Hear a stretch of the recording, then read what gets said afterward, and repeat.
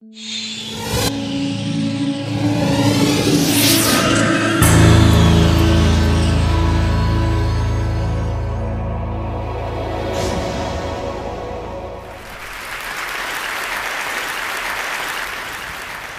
know what you're thinking. You think I've lost my way and somebody's going to come on the stage in a minute and guide me gently back to my seat.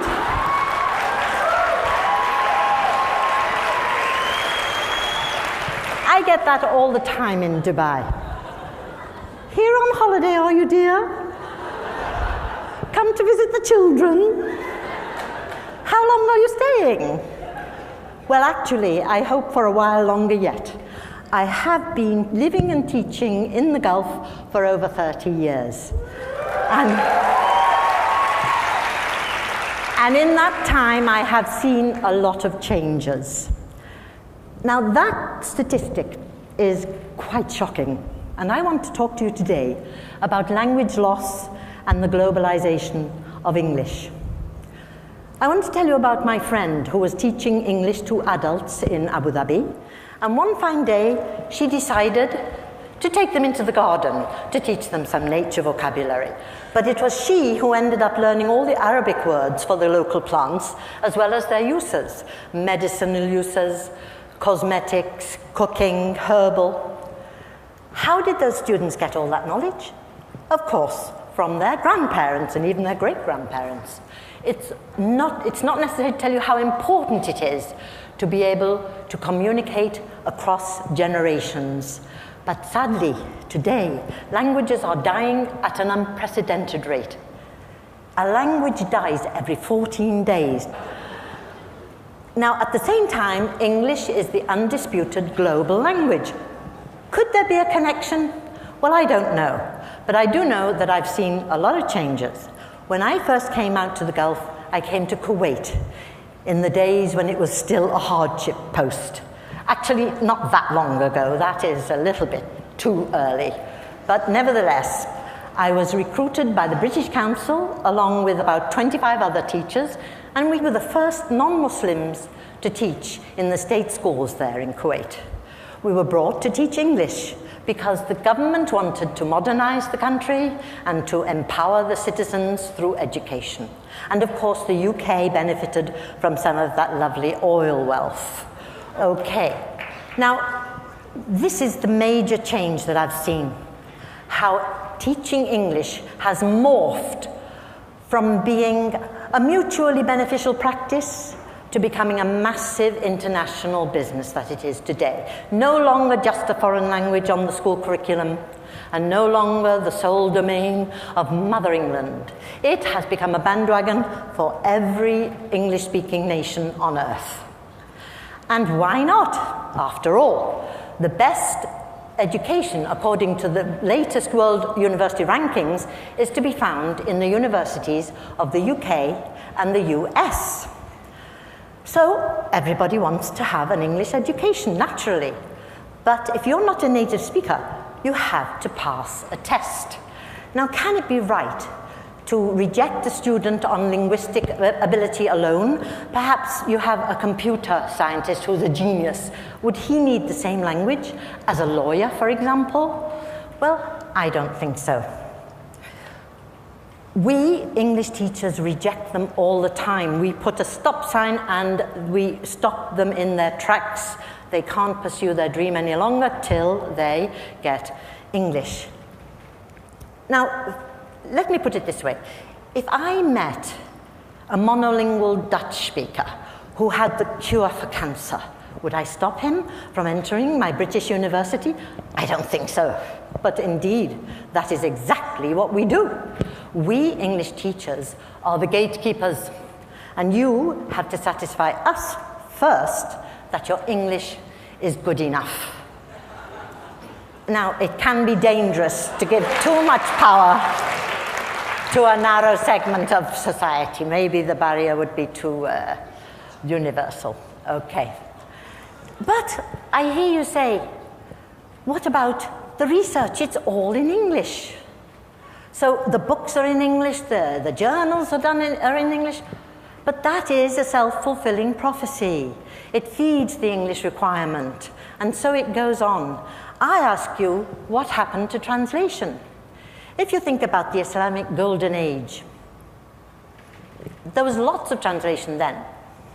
They translated from Latin and Greek into Arabic, into Persian, and then it was translated on into the Germanic languages of Europe and the Romance languages, and so light shone upon the dark ages of Europe. Now, don't get me wrong, I am not against teaching English, all you English teachers out there. I love it that we have a global language. We need one today more than ever. But I am against using it as a barrier. Do we really want to end up with 600 languages and the main one being English or Chinese? We need more than that. Where do we draw the line? This system equates intelligence with a knowledge of English, which is quite arbitrary.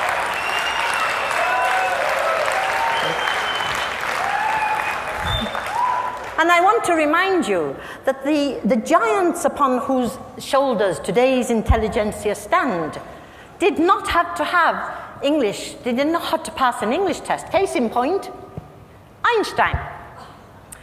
He, by the way, was considered remedial at school because he was, in fact, dyslexic. But fortunately for the world, he did not have to pass an English test because they didn't start until 1964 with TOEFL, the American test of English. Now, it's exploded. There are lots and lots of tests of English, and millions of students take these tests every year. Now, you might think, you and me, those fees aren't bad, they're okay, but they are prohibitive to so many millions of poor people. So immediately we're rejecting them. Brings to mind a headline I saw recently, Education, the Great Divide. Now, I get it. I understand why people would want to focus on English. They want to give their children the best chance in life. And to do that, they need a Western education. Because, of course, the best jobs go to people out of the Western universities that I put on earlier. It's a circular thing. Okay. Let me tell you a story about two English scientists. They were doing an experiment to do with genetics and the forelimbs and the hind limbs of animals, but they couldn't get the results they wanted. They really didn't know what to do until along came a German scientist who realized that they were using two words for forelimb and hind limb, whereas genetics does not differentiate, and neither does German. So, bingo, problem solved. If you can't think a thought, you are stuck. But if another language can think that thought, then by cooperating, we can achieve and learn so much more.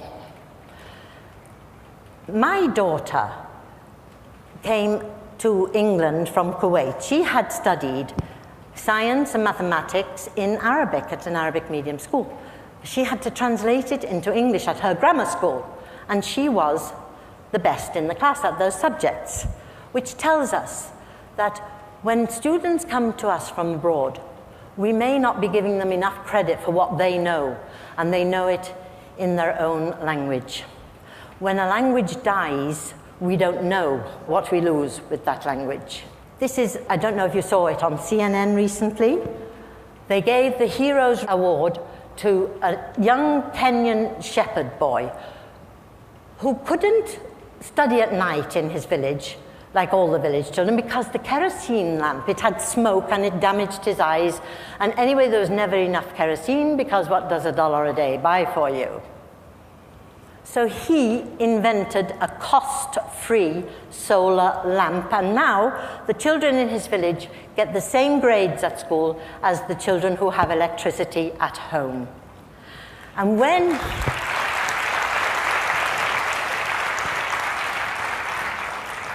he received his award, he said these lovely words: "The children can lead Africa from what it is today, a dark continent, to a light continent." A simple idea, but it could have such far-reaching consequences. People who have no light, whether it's physical or metaphorical, cannot pass our exams. and we can never know what they know. Let us not keep them and ourselves in the dark. Let us celebrate diversity. Mind your language. Use it to spread great ideas.